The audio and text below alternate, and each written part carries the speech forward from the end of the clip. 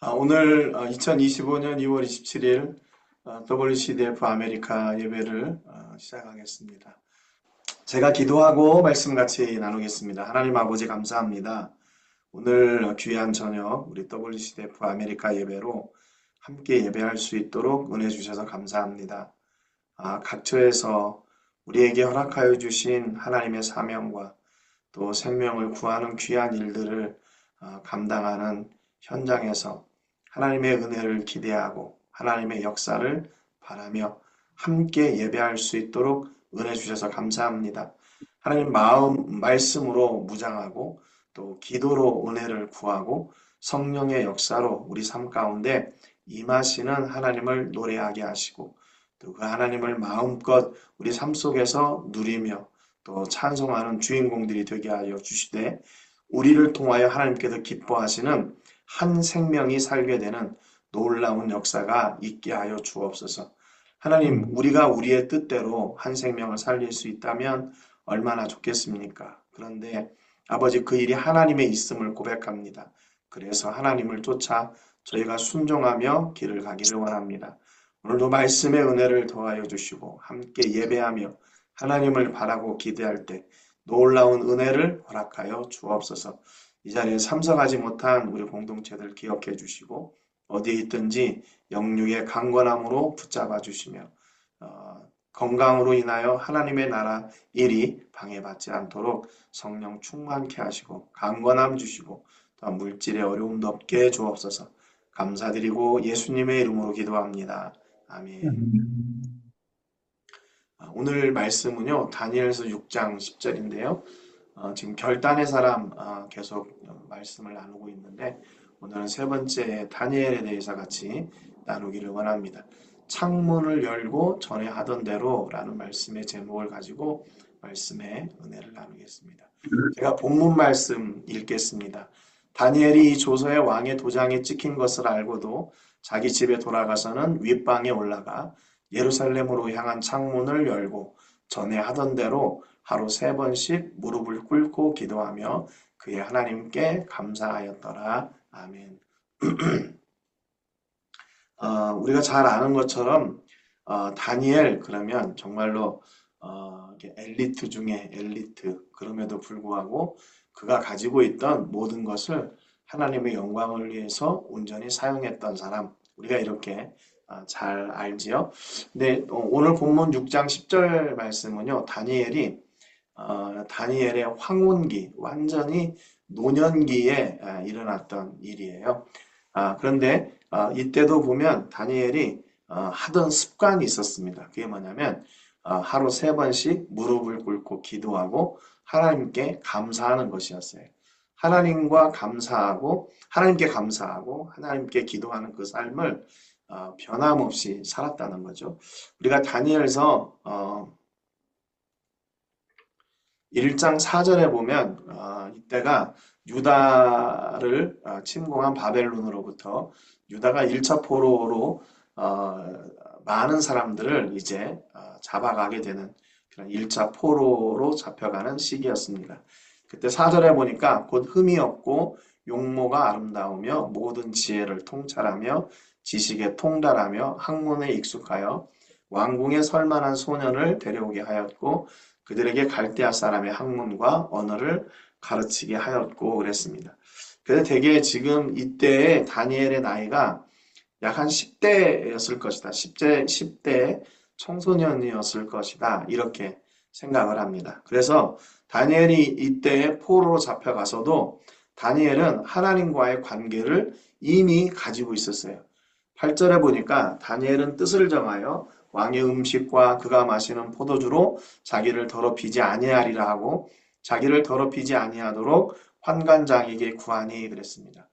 10대 청소년이 지금 포로로 잡혀가가지고 지금 그 나라가 어떻게 해서 자기 나라를 지금 공격하고 어떻게 이 포로로 잡혀갔는지 그것도 지금 모르는 상황 같은 거예요. 거기 가서 나는 왕의 상에 올라가는 그 우상에게 바쳐진 그 음식을 나는 먹지 않을 겁니다.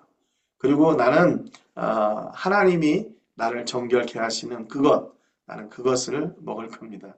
뜻을 정하고 이거를 환관장에게 가서 그대로 구했어요. 그랬더니 9절에 보니까 하나님이 다니엘로 하여금 환관장에게 은혜와 국류를 얻게 하신지라 그랬습니다.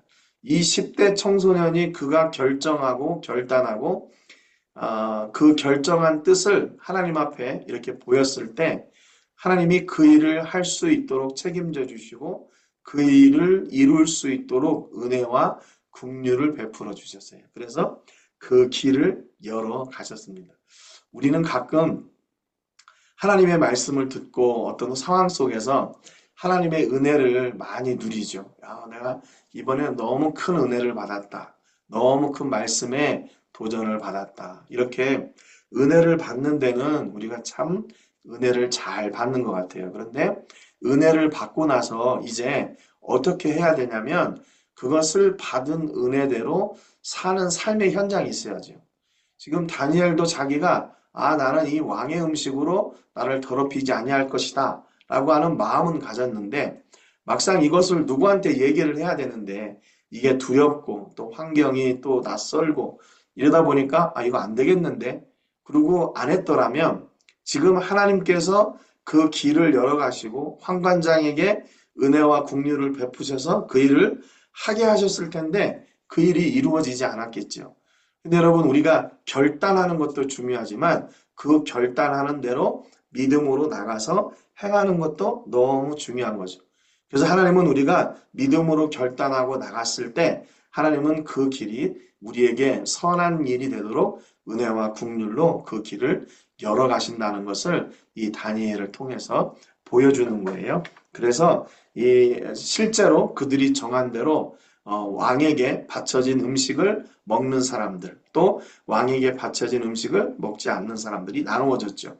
그 결과 어떻게 됐나? 17절에 보니까 하나님이 이 네 소년에게 학문을 주시고 모든 서적을 깨닫게 하시고 지혜를 주셨으니 다니엘은 또 모든 환상과 꿈을 깨달아 알더라. 이게 하나님 앞에 결정하고 결단하고 나가니까 하나님께서 그 더 우리가 기대하는 것 그 이상의 놀라운 일들이 이루어지게 된 것을 다니엘을 통해 보게 되는 겁니다. 다니엘은 다른 사람들보다 더 뛰어난 것이 있었어요. 모든 환상과 꿈을 깨달아 알더라 그랬습니다. 그래서 이들의 이런 뛰어난 것이 얼마나 뛰어났나 왕이 그들에게 모든 일을 묻는 중에 그 지혜와 총명이 온 나라 박수와 술객보다 10배나 나은 줄을 아니라. 당시에 이 모든 문화 또는 지식, 이 모든 것들의 어떤 총체, 중심이라고 얘기할 만큼 발전되었던 그 바벨론의 학문을 뛰어넘는 은혜를 하나님께서 허락해 주신 거죠. 그러니까 이것은 물론 거기에서 좋은 교육을 받고 좋은 환경에서 교육을 받아서이기도 하지만 하나님의 은혜가 그들에게 임했기 때문에 그들이 상상할 수 없는 또 바벨론 사람들이 상상할 수 없는 지혜가 이 다니엘과 그 나머지 친구들에게 임할 수 있게 되었던 거죠. 그래서 이제 그 소년의 시기를 하나님 앞에서 이렇게 온전하게 성장해 나가는 겁니다. 이제 다니엘서 6장 1절에 보니까 다리오가 이렇게 등장을 하지요. 그래서 앞서도 말씀드렸듯이 지금 처음에 바벨론 왕 느부갓네살을 통해서 포로로 잡혀간 지 지금 한 70년 정도가 지난 시기가 이제 다리오 왕이 다스리던 시기예요. 그러니까 아까 다니엘이 한 10대의 청소년이었다면 지금은 이제 80대에 완전히 그 황혼에 접어든 그런 노년의 사람이 된 겁니다. 다리오가 자기 뜻대로 고관 120명을 세워 전국을 통치하게 하고 또 그들 위에 총리 셋을 두었으니 다니엘이 그 중에 하나이라. 이는 고관들로 총리에게 자기의 직무를 보고하게 하여 왕에게 손해가 없게 하려 함이었더라 그랬습니다. 그러니까 지금 여전히 다니엘은 그 모든 바벨론의 고관들이나 또는 그 총리 중에서도 뛰어난 사람이었어요. 그래서 바벨론 왕 다리오가 이제 다니엘을 신임하고 그를 정말로 총리 중에 우두머리로 세우려고 이런 계획까지 다 세웠던 거죠. 그런데 문제가 생겨요. 3절에 보니까 다니엘은 마음이 민첩하여 총리들과 고관들 위에 뛰어남으로 왕이 그를 세워 전국을 다스리게 하고자 한지라. 이건 왕의 마음인데 왕의 밑에 있는 그 신하들의 마음은 달랐습니다. 이에 총리들과 고관들이 국사에 대하여 다니엘을 고발할 근거를 찾고자 하였으나 아무 근거, 아무 허물도 찾지 못하였으니 이는 그가 충성되이 아무 그릇됨도 없고 아무 허물도 없었음이었더라. 이렇게 기록하고 있습니다. 여기 고발할 근거라는 말은 사건이라는 말이에요. 그러니까 이제 다니엘의 흠을 찾는 거죠. 그리고 여기 아무 허물, 이건 타락한 거, 부패한 것을 얘기합니다. 또 충성되어 아무 그릇됨이라는 말은 근무 태만, 뭐 소홀 그런 뜻이에요.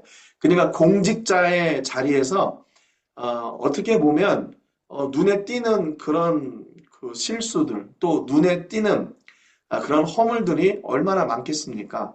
그런데 그 당시에 이 다리오 왕의 신하들이 아무리 다니엘의 허물을 찾고 그들의 근무 태만이나 그의 부패함이나 타락한 거나 뭐 뒷돈 받고 뭐 이런 걸 찾으려고 했는데 찾을 수가 없는 거예요.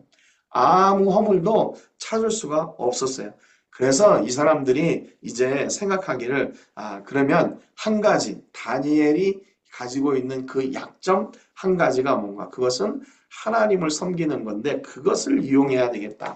그래서 7절에 나라의 모든 총리와 지사와 총독과 법관과 관원이 의논하고 왕에게 한 법률을 세우며 한 금령을 정하실 것을 구하나이다. 왕이여 그것은 곧 이제부터 30일 동안에 누구든지 왕 외에 어떤 신에게나 사람에게 무엇을 구하면 사자굴에 던져넣기로 한 것이니라.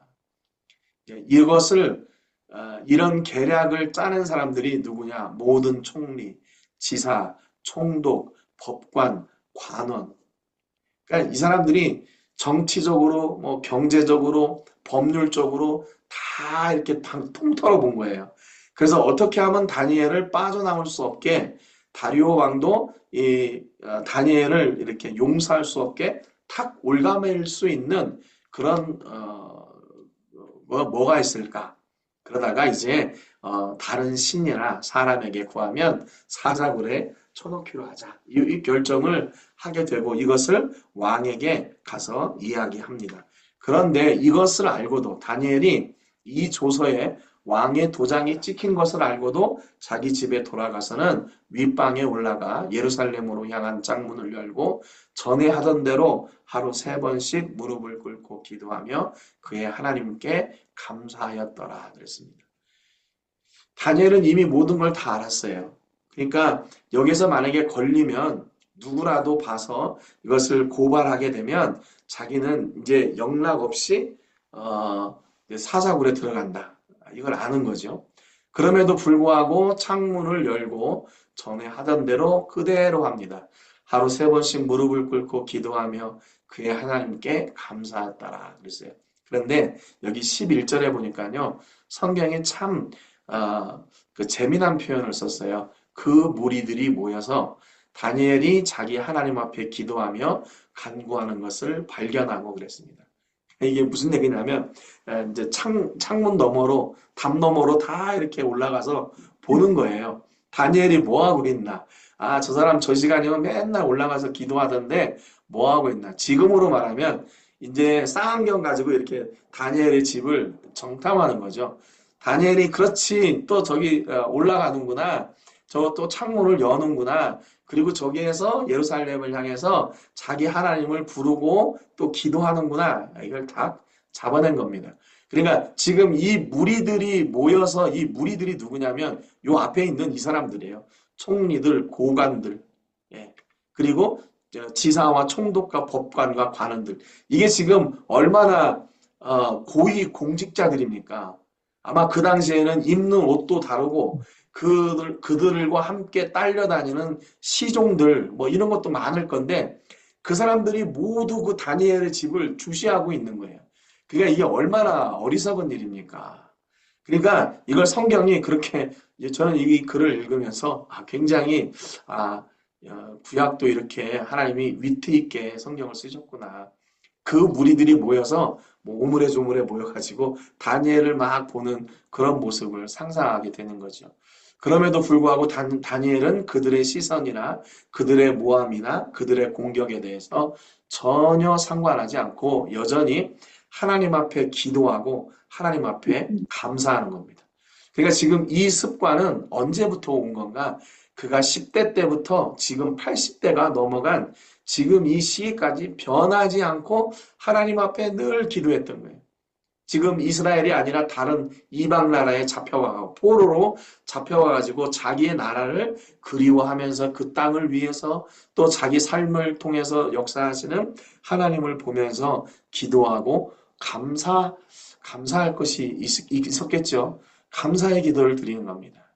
그런데 한편에 다른 사람들은 그 기도 드리는 것을 이제 다니엘을 잡아 죽이려고 하는 기회로 삼게 되는 거죠. 뜻을 정했다는 것은 그러니까 다니엘이 그 10대 때 왕에게 드리는 음식으로 자기를 더럽히지 않으려고 정했던 그 뜻. 하나님 앞에 자기 자신을 경건하고 거룩하게 살기를 원했던 그 뜻이 80대가 넘어가도록 변하지 않았던 거예요. 그러니까 아무리 다니엘의 허물을 찾고 잘못을 찾고 실수를 찾고 저는 부조리를 찾으려고 해도 못 찾았던 거죠. 그러니까 뜻을 정하고 하나님과 함께 동행하며 살았더니 이렇게 사람들 앞에서도 인정받는 삶이 되는 겁니다. 그래서 저도 다니엘과 같이 이 뜻을 정해서 이렇게 인생의 황혼기까지 살 수 있을까? 그런 생각을 해봤어요. 우리 김충기 목사님 지금도 이 목회에 대한 열정, 영혼에 대한 열정 이것들을 이렇게 보면서 나는 그럴 수 있을까? 나는 은퇴하면 좀 빨리 쉬고 싶은데 이제 그런 생각만 들거든요. 그럼에도 불구하고 이렇게 하나님은 하나님 앞에 뜻을 정하고 그 길을 가는 사람의 길을 반드시 지켜주시는구나. 세워가시는구나. 우리가 잘 아는 이 이야기의 결론 잘 알고 있죠. 그들이 고발하는 겁니다.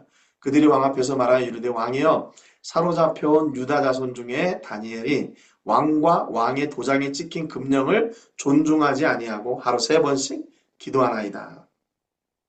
지금 이 사람들이 다니엘을 고발하면서요. 뭐라고 얘기했냐면 사로잡혀온 유다 자손 다니엘 이렇게 얘기합니다. 지금 다니엘이 총리가 되었고 지금 거기 바벨론에서 산 지가 70년이 넘었어요. 그리고 3번째 이방 왕을 지금 섬기고 있는 그런 아주 베테랑 중에 베테랑인 거거든요. 그런데 아직까지도 그들의 머릿속에는 다니엘은 포로된 백성들, 그리고 유다 자손, 우리가 점령한 땅에서 온 그런 포로, 천한 자, 낮은 자라는 생각이 아직까지도 있는 거죠. 그래야 그것이 결국에는 그들에게 시기거리가 된 겁니다. 아니, 잡혀온 자가 우리보다 더 뛰어난 자가 된다고? 그러니까 그걸 가지고 이제 이렇게 공격을 하게 되는 거죠. 그 천한 자가 왕과 왕의 도장에 찍힌 금령을 존중하지 않았습니다. 그러니까 왕과 이 다니엘을 이렇게 비교한 거예요. 왕은 높으신 분이고 다니엘은 저 밑에 있는 사람인데 저 밑에 있는 자가 이렇게 지극히 높으신 왕의 명령을 어겼으니 죽어 마땅합니다. 그런 거죠. 그러니까 그들의 주장이 뭐 하나도 틀린 건 아니에요. 그렇게 법이 정해졌고 그대로 해야 사는 건데 다니엘이 그것을 어겼으니까 그런 거 아니겠어요. 그런데 왕이 이 말을 듣고 그로 말미암아 심히 근심하여 다니엘을 구원하려고 마음을 쓰며 그를 건져내려고 힘을 다하다가 해가 질 때에 이르렀더라 그랬습니다. 그래서 결국 다니엘은 사자굴 속에 들어갔고 이제 그 새벽에 왕이 찾아가죠. 그래서 너 괜찮냐? 너 살아있냐? 그러니까 다니엘이 마지막 고백을 합니다. 나의 하나님이 이미 그의 천사를 보내어 사자들의 입을 봉하셨으므로 사자들이 나를 상해하지 못하였사오니 이는 나의 무죄함이 그 앞에 명백함이오며 또 왕이여 나는 왕에게도 해를 끼치지 아니하였나이다 하니라 그랬습니다. 그러니까 다니엘의 지혜와 그 믿음을 통해서 다리오 왕도 그 법을 지킬 수가 있게 되었고 다니엘도 그 법의 징계를 받음으로 사자굴에 들어갔지만 죽지 않고 살았으니까 그 모든 것을 다 해결하게 된 것이죠. 하나님은 이렇게 뜻을 정하여 믿음으로 나가는 사람들의 삶을 천군 천사를 동원해서 보호하신다는 사실을 또 다니엘을 통해서 보게 됩니다. 선교지에서 만나는 일들, 또 목회 현장에서 만나는 일들이 정말로 오늘도 우리 신승환 목사님 말씀했지만 우리가 예측할 수 없는 일들이 계속 일어나고 벌어지고 있잖아요. 그런데 우리가 계속 어떤 환경에 매달려서 어떤 때는 기쁘고 어떤 때는 기쁘지 않고 그런다면 아마 선교지나 목회 현장에 살면서 계속 우리는 롤러코스터를 타는 것 같을 거예요. 어떤 때는 올라갔다가 어떤 때는 떨어졌다. 그러면 우리의 감정이 다 무너지겠죠. 그러면 하나님을 믿는 사람, 또 하나님의 자녀, 하나님의 백성이라고 하는 그런 아무런 의미가 없는 거 아니겠어요? 그런데 우리의 기쁨과 우리 삶의 중심에는 누가 계신가? 우리를 천군 천사를 동원해서 살리시고 구원하시는 하나님이 계시다. 우리가 뜻을 정하여 하나님 앞에 나갈 때 하나님은 여전히 우리와 동행하시고 우리에게 놀라운 일을 이루어 가시는 능력의 하나님이신 것을 오늘 다니엘을 통해서 배우고, 오늘 우리 모든 삶 속에서도 다니엘에게 역사하셨던 그 하나님의 놀라우신 은혜가 풍성하게 넘치시기를 주님의 이름으로 축복합니다. 때로는 우리가 계획하고 예상하고 또 예측하지 못했던 일들이 일어난다 할지라도 그것으로 인해서 우리는 흔들리는 사람들이 아니라 우리는 여전히 하나님의 은혜를 따라 모든 것이 합력하여 선을 이루게 하시는 그 하나님의 선을 따라 사는 사람들인 것을 고백하고, 그 은혜가 우리 안에 풍성케 되는 놀라운 역사가 있기를 주님의 이름으로 축복합니다. 기도하겠습니다. 하나님 아버지 감사드립니다. 오늘 말씀을 통해서 하나님 앞에 뜻을 정하여 하나님의 사람으로 살기를 원했던 다니엘을 보았습니다.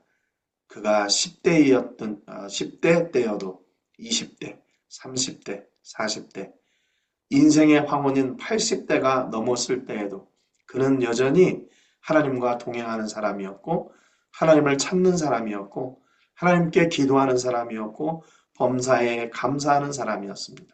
그리고 하나님의 은혜와 그 성령님의 역사와 천군 천사의 도움을 누리며 사는 사람이었습니다. 하나님, 오늘도 우리가 하나님의 선하신 뜻을 향하여 생명을 위하여 나아가기를 소망합니다. 한 생명을 구하는 그 일을 우리에게 허락하여 주셔서 때로는 우리가 그 일을 위해 기도하게 하시고, 때로는 우리가 그 일을 위해 준비하게 하시고, 때로는 우리가 그 일을 위해 숨을 고르게 하시는 그런 은혜의 하나님이심을 저희가 믿습니다. 하나님, 우리의 삶 속에 역사해 주셔서 작은 일도 사용하셔서 생명을 살리는 놀라운 역사를 이루어 주시고, 이 귀한 사명을 받은 저희들이 어디에 있든지 승리하며 하나님의 선하신 뜻을 이루고 하나님만 찬송하는 주인공들이 되게 해 주옵소서. 감사드리고 예수님의 이름으로 기도합니다. 아멘.